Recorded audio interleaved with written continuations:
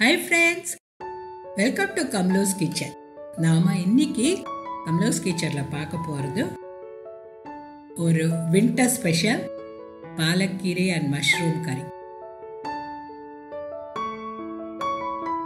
இப்போ நிறைய பாலக்கீரை கிடைக்குது. சோ நம்ம பாலக்கீரையோ மஷ்ரூமோ வச்சு ஒரு சுவையான இந்த கறி இப்போ எப்படி செய்யறதுங்கறத பார்க்கலாம். இதுக்கு மஷ்ரூமை நல்லா வாஷ் பண்ணி கழுவி எடுத்துட்டு அதை ஒரு பேன்ல கொஞ்சம் உப்பு ஒரு ஸ்பூன் பட்டர் இல்லை நெய் சேர்த்து நல்லா ஃப்ரை பண்ணி எடுத்து வச்சுக்கலாம்.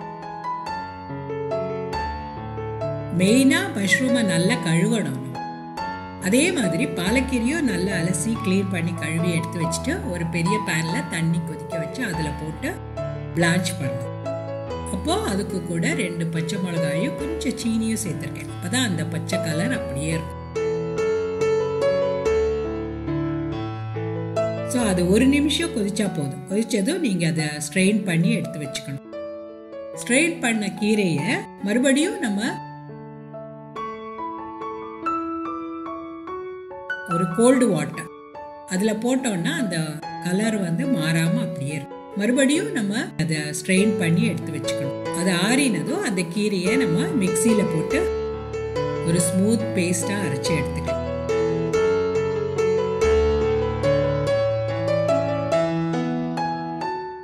ஸோ அரைச்சதை எடுத்து வச்சுட்டு நம்ம ஒரு பேனில் கொஞ்சம் ஜீரகம் போட்டு பொரிக்க போகிறோம். அந்த ஜீரகம் நல்லா பொரிஞ்சதும்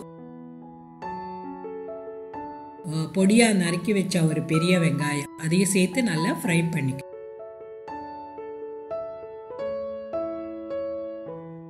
அது வதங்கி அப்படி வரும்போது ஒரு 2 டேபிள் ஸ்பூன் பொடியாக நறுக்கினது இல்லைன்னா க்ரஷ் பண்ண பூண்டு, இதுக்கு பூண்டு சேர்க்கறது ரொம்ப அவசியம். அது ஒரு நல்ல ஃப்ளேவர் கொடுக்கும்.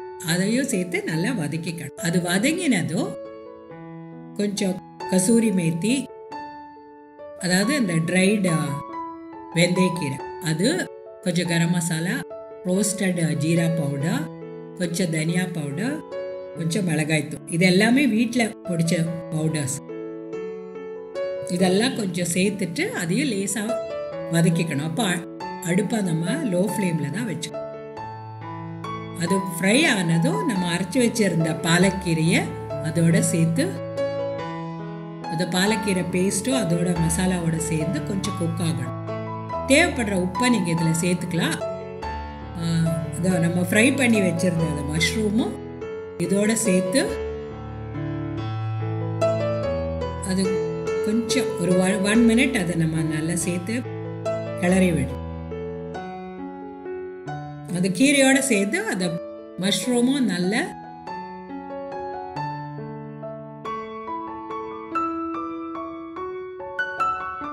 மசாலாவோட சேர்த்து அதுவும் கொதிச்சதும் நம்ம ஒரு தனியா ஒரு பேன்ல எடுத்து வச்சுட்டு தாளிக்கணும். இதுக்கு மெயினா இந்த தாளிப்பு இஸ் இம்பார்ட்டன்ட். ஏன்னா அது கார்லிக் சேர்க்கும் போது ஒரு நல்ல ஃப்ளேவர் கொடுக்கும் நமக்கு. ஸோ ஒரு பேன்ல கொஞ்சம் நெய்யில் எண்ணெய் சேர்த்துட்டு கடுகு, கொஞ்சம் ஜீரகம், ஒரு மிளகாய் வத்தல் கிள்ளி போட்டு அது நல்லா பொரிச்சதும் 1 டேபிள் ஸ்பூன் க்ரஷ் பண்ண கார்லிக்கும் சேர்த்து நல்லா ஃப்ரை பண்ணணும். இதில் வேணும்னா ஒரு கொஞ்சம் வெங்காயம் சேர்த்துக்கலாம். நான் ஸ்ப்ரிங் ஆனியன் கொஞ்சம் சேர்த்துருக்கேன். அதுவும் சேர்த்து நல்லா வதக்கிட்டு நம்ம அது மேலே கொட்டிட்டு பரிமாறினா ரொம்ப பார்க்கறதுக்கும் நல்லா இருக்கும், டேஸ்ட்டும் அவ்வளோ அருமையாக இருக்கும்.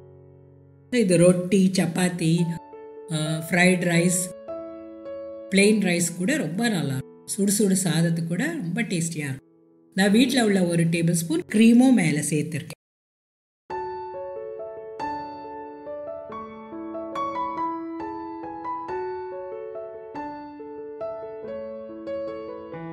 ஸோ நீங்கள் இந்த ரெசிபி டெஃபினட்டாக செஞ்சு பார்த்துட்டு உங்கள் கமெண்ட்ஸ் எனக்கு எழுதுங்க. கம்லூஸ் கிச்சனுக்கு தப்பாமல் சப்ஸ்கிரைப் பண்ணுங்கள். அண்ட் ஃபுல் வீடியோ பார்த்த வியூவர்ஸ்க்கும் thank you so much and enjoy.